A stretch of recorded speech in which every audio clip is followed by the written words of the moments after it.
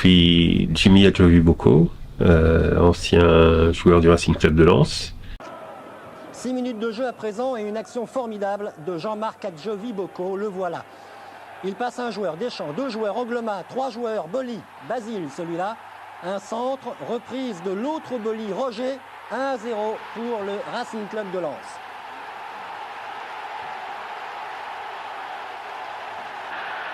Action limpide, image superbe, émotion intense.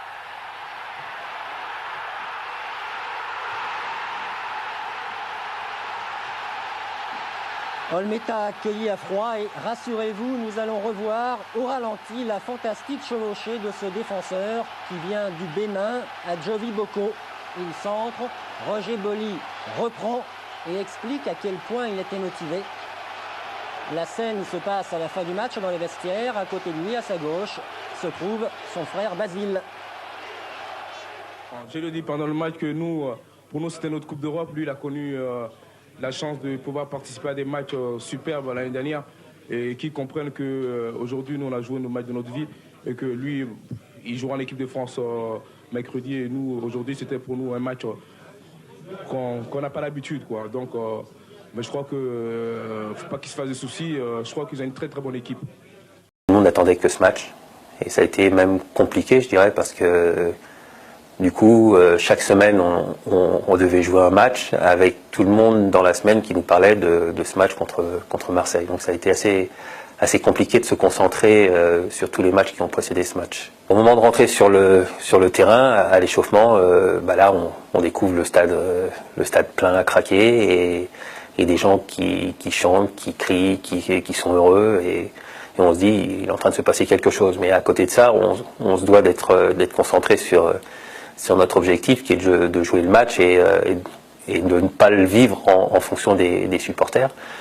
Donc c'est toute la complexité, c'est de faire de ce public, de ce monde qui est là aujourd'hui, enfin, sur ce match, d'en faire un atout et non pas un frein. C'est-à-dire que on aurait pu, pour certains, ça aurait pu être une pression supplémentaire et voilà, on tremble, on a le pied qui tremble.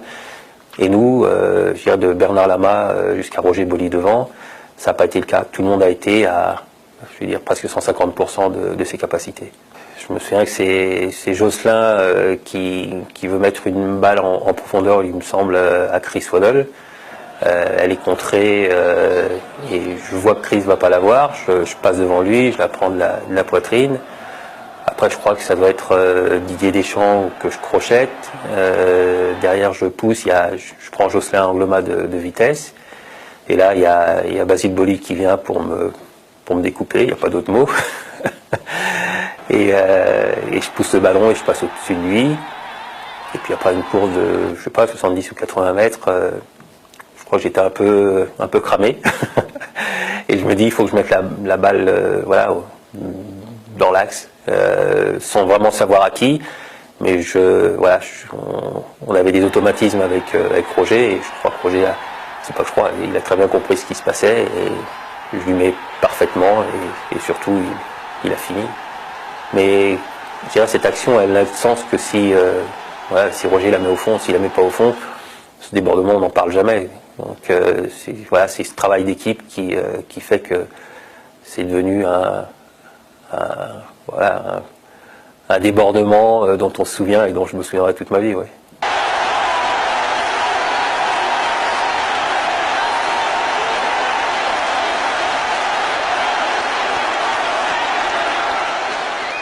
Cette action-là, jamais je la fais dans un autre match comme ça a été fait. En fait, tout s'y prêtait. On avait parlé pendant des mois avant, on avait préparé ce rendez-vous.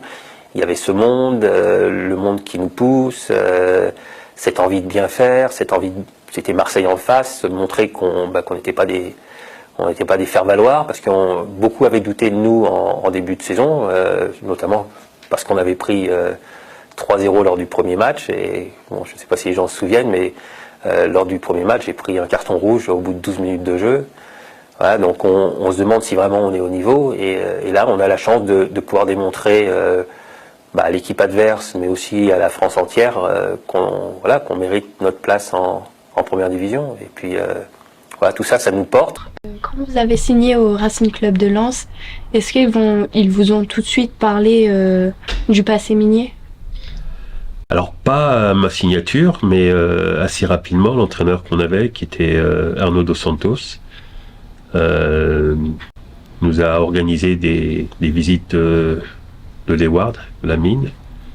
Et c'est vrai que dans l'équipe, on avait quelques joueurs dont les parents avaient été, dont le père, pardon, avait été mineur, dont Eric Sicora. Donc, nous, en tant que joueurs, on s'est tout de suite intéressé au passé de certains mineurs et de l'histoire du Racing Club de Lens, qui est basée un petit peu aussi sur ce passé. Est-ce que vous avez aimé l'ambiance au stade? Ah, je l'ai pas aimé, j'ai adoré.